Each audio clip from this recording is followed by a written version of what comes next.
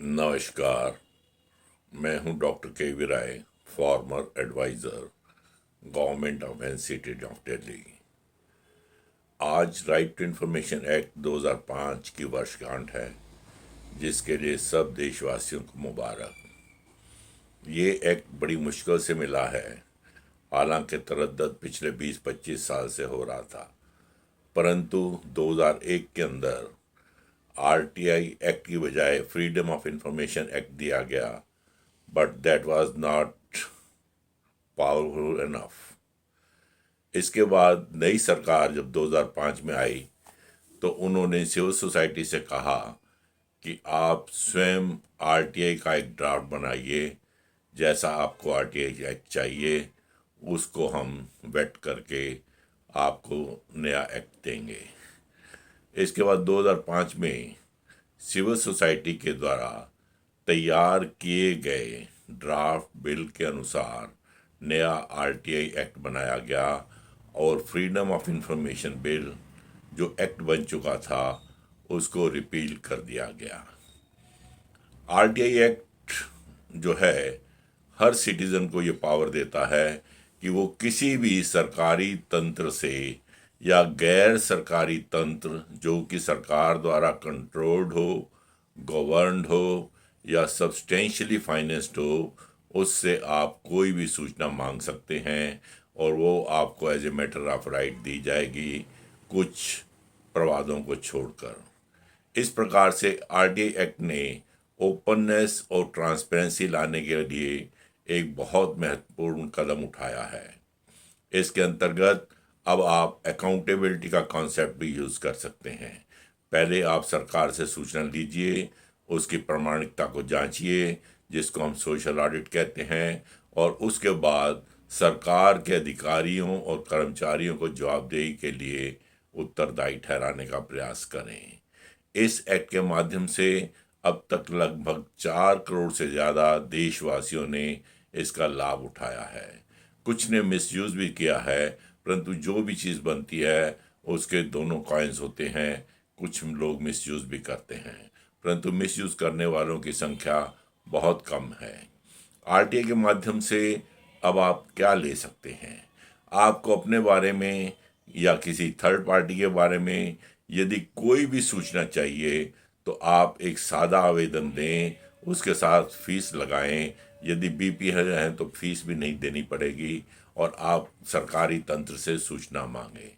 सरकारी तंत्र आपको एक समयबद्ध तरीके से सूचना देने का प्रयास करेगा।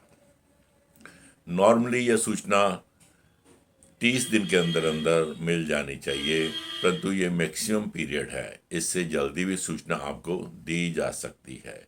यदि आप थर्ड पार्टी के बारे में इंफॉर्मेशन मांगते हैं तो उसके अंदर 40 दिन का समय लगता है, परंतु यदि आपके द्वारा मांगी गई सूचना किसी की जान माल के खतरे में हो, उसके सम्मान हो या किसी के फ्रीडम के बारे में हो, तो ये आपको 48 घंटे में भी दी जा सकती है।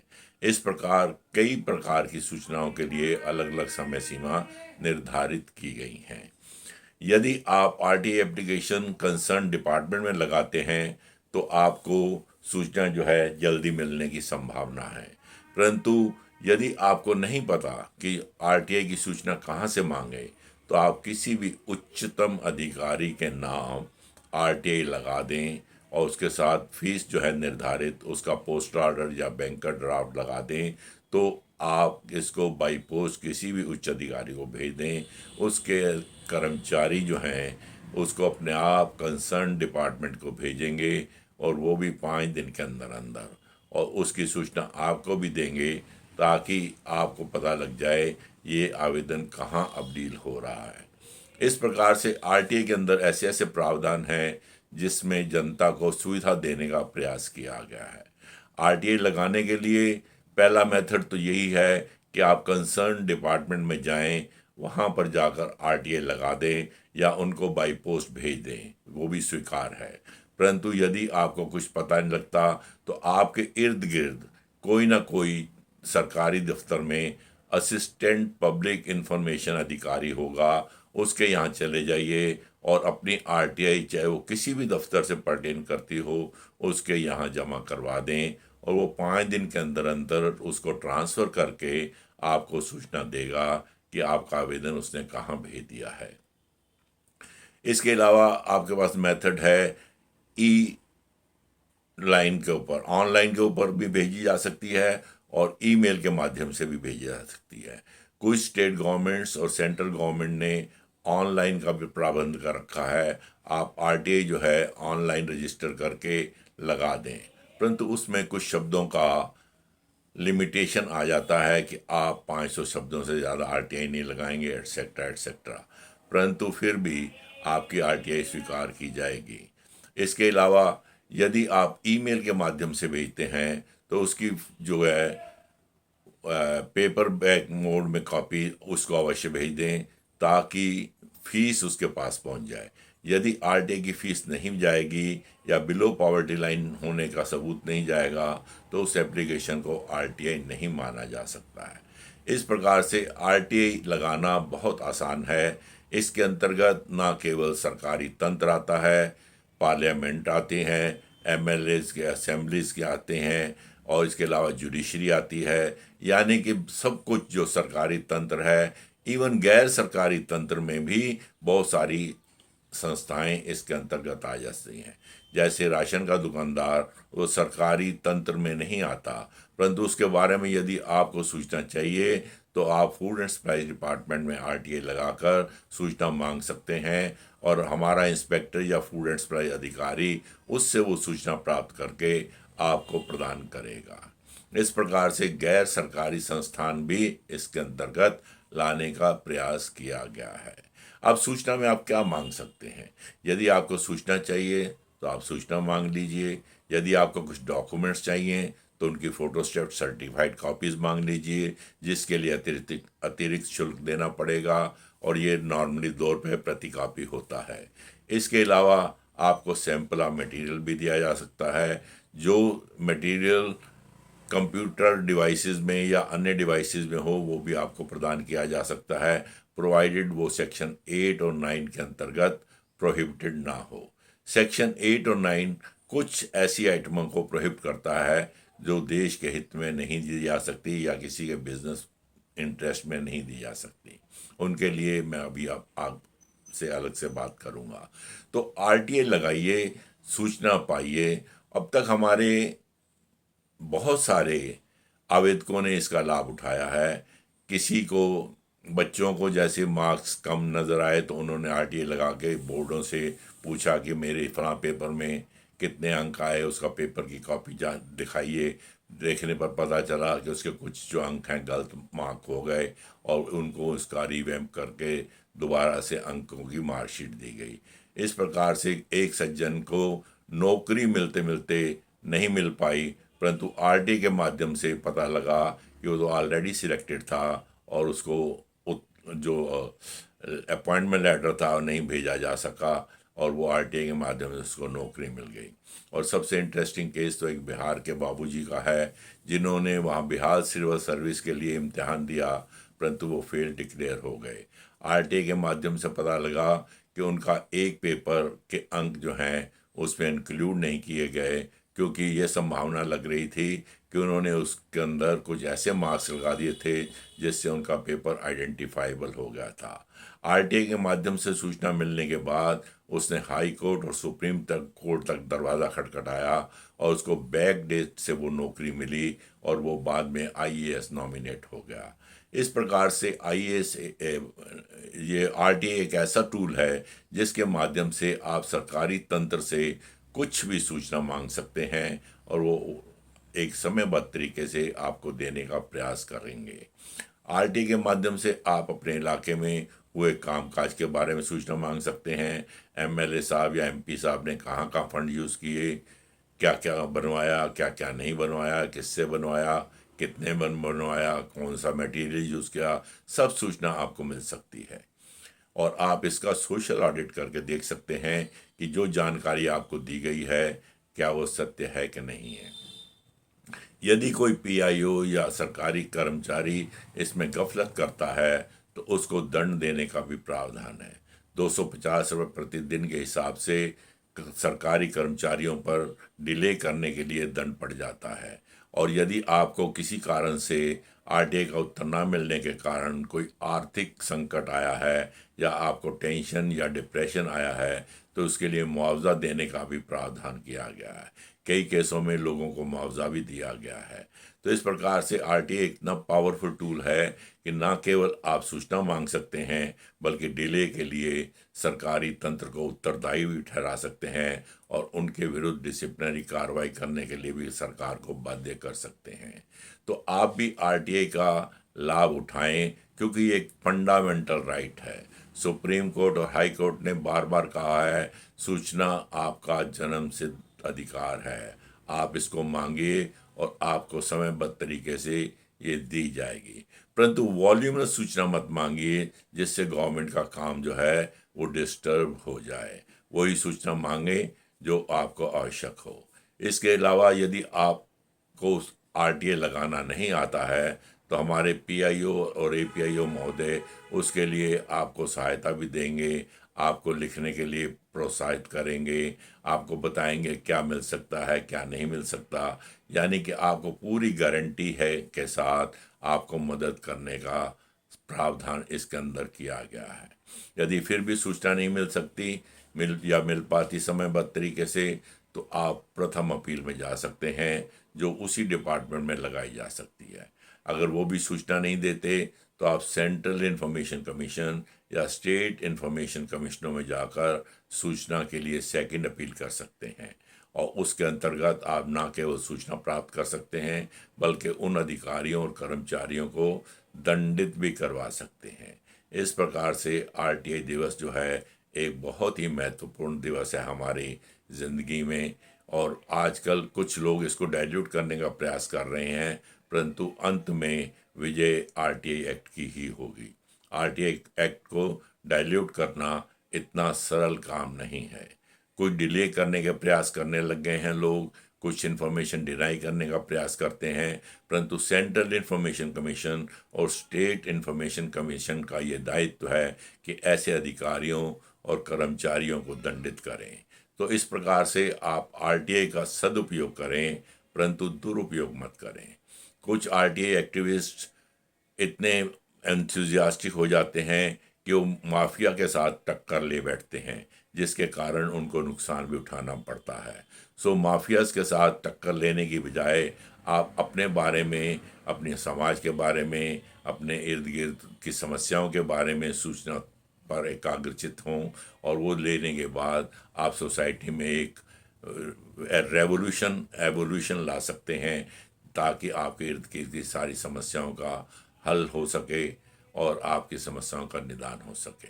आरटीआई एक्ट जो है समस्या का निदान डायरेक्टली नहीं करता, परंतु उसके माध्यम से जो आपको सूचना दी जाती है उसके आधार पर आप कंसर्न ग्रीवेंस रिड्रेसल मैकेनिज्म के पास जाकर उसका समाधान ढूंढवा सकते हैं। आरटीआई एक्ट के अंतर्गत लोग जो हैं बहुत सारी ऐसी ऐसी सूचना मांग बैठते हैं जिसको देने के बाद उनको कई प्रकार के लाभ हो जाते हैं। जैसे एक सज्जन ने आरटीआई एक्ट में पिछले 50-60 साल पुरानी इन्फॉर्मेशन मांगी जो साधारणतः उसको डिनाई की जा रही थी।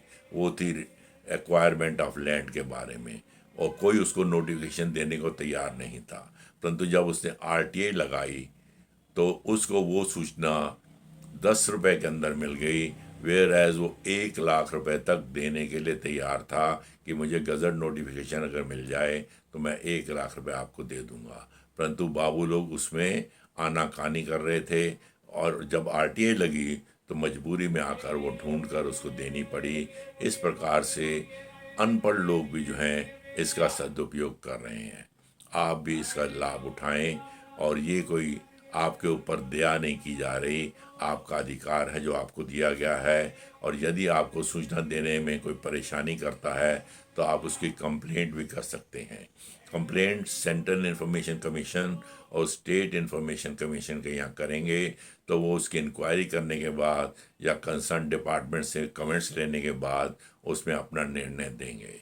परंतु अपील के माध्यम से आपको जो है सूचना मिलने की भी संभावना है।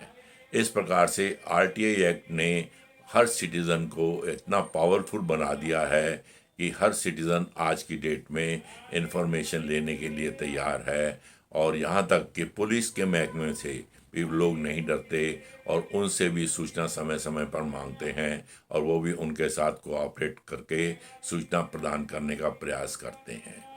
कुछ एक एरियाज़ हैं जहाँ पर आपको सूचना नहीं दी जा सकती, वो सेक्शन 8(1) के अंतर्गत कवर्ड हैं। 8(1) से जे में मेजर प्रावधान यही हैं कि वो जो कोई भी सूचना जो भारत की अखंडता और सॉवरेनिटी एंड इंटेग्रिटी को अफेक्ट करती हो, वो सूचना आपको नहीं दी जा सकती।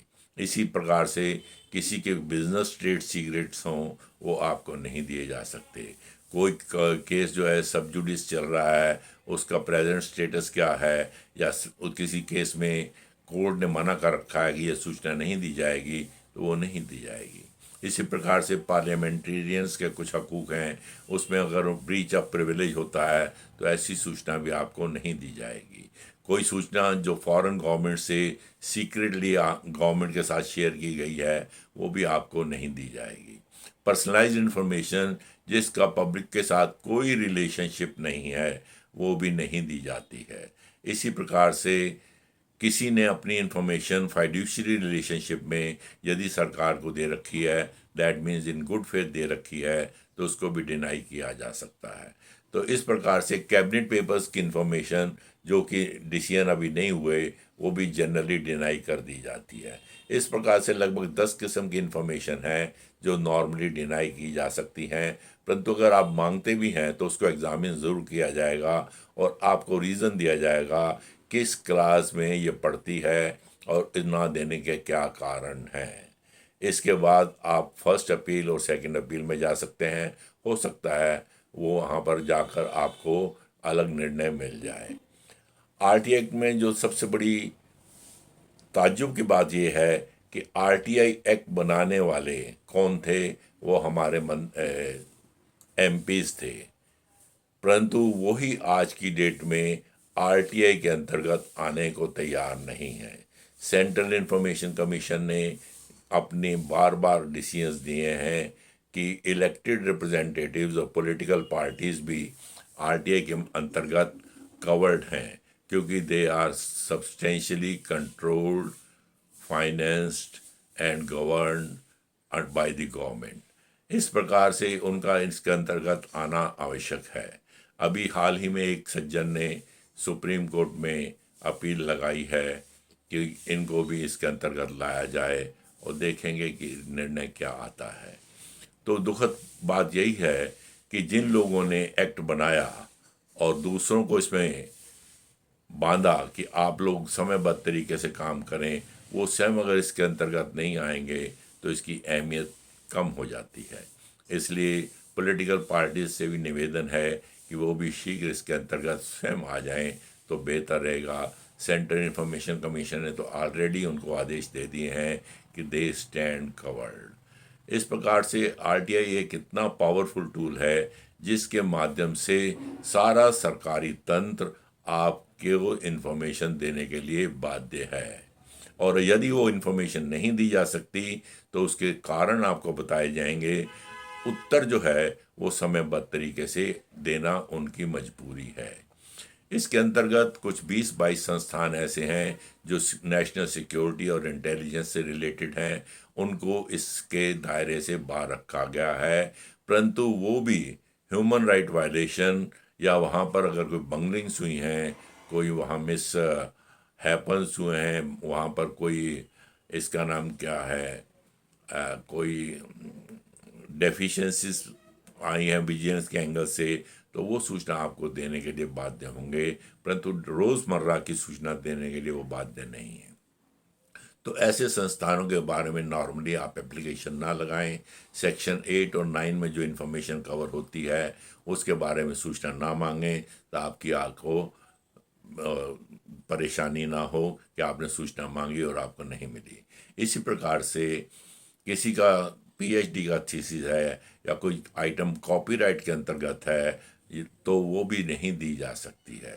तो इन चीज़ों को कृपया अवॉइड करें, परंतु आरटीआई के अंतर्गत अवश्य सूचना मांगें जब भी आपको ज़रूरत हो। अगर आपको पुराने हाउस टैक्स की डिटेल्स चाहिए तो वो मांग सकते हैं, अपने सर्विस का रिकॉर्ड चाहिए तो वो मांग सकते हैं, अपनी और जानकारी जो गवर्नमेंट के तंत्र के पास है, डेथ सर्टिफिकेट के बारे में है, बर्थ सर्टिफिकेट के बारे में है इत्यादि, टैक्सेस के बारे में है, कितना रेवेन्यू उन्होंने आपसे लिया, कितना नहीं दिया, कितना बैलेंस है, ये सब ऐसी सूचनाएं आप उनसे समय समय पर मांग सकते हैं और वो आपको मिलेंगी भी। परंतु किसी थर्ड पार्टी के बारे में ऐसी सूचना मत मांगिए जो देने में सरकार हिचकिचाए। इस प्रकार से आरटीआई का सदुपयोग करना आपका अधिकार है, फंडामेंटल राइट है। और ये केवल दिल्ली में ही नहीं दिया गया, केवल भारत में ही नहीं दिया गया, इंटरनेशनली 80-90 कंट्रीज ने सिमिलर एक्ट्स बनाकर अपने अपने सिटीजन्स को ऐसे अधिकार दिए हैं। हमारा जो आरटीआई एक्ट 2005 है उसके अंतर्गत कोई भी देश का नागरिक, चाहे वो एनआरआई है या सिटीजन ऑफ इंडिया है, उसको अधिकार है कि वो सेक्शन 3 के अंतर्गत भारत सरकार से या स्टेट गवर्नमेंट से, इंक्लूडिंग जम्मू एंड कश्मीर, इनके यहाँ आरटीआई लगाकर हर प्रकार की सूचना मांग सकते हैं और जो देने लायक सूचना होगी वो आपको समयबद्ध तरीके से दी जाएगी। कृपया आरटीआई एक्ट की लाभ उठाएं और इसका सदुपयोग करें, दुरुपयोग करने से बचें। दुरुपयोग करने से आरटीआई एक्ट जो है वो कमज़ोर होगा, सरकारी तंत्र का काम बढ़ेगा और आपको सूचना भी नहीं मिल पाएगी। Thank you very much. और एक दफ़ा फिर आरटीआई की वर्षगांठ की सारे भारतवासियों को शुभकामनाएं। धन्यवाद।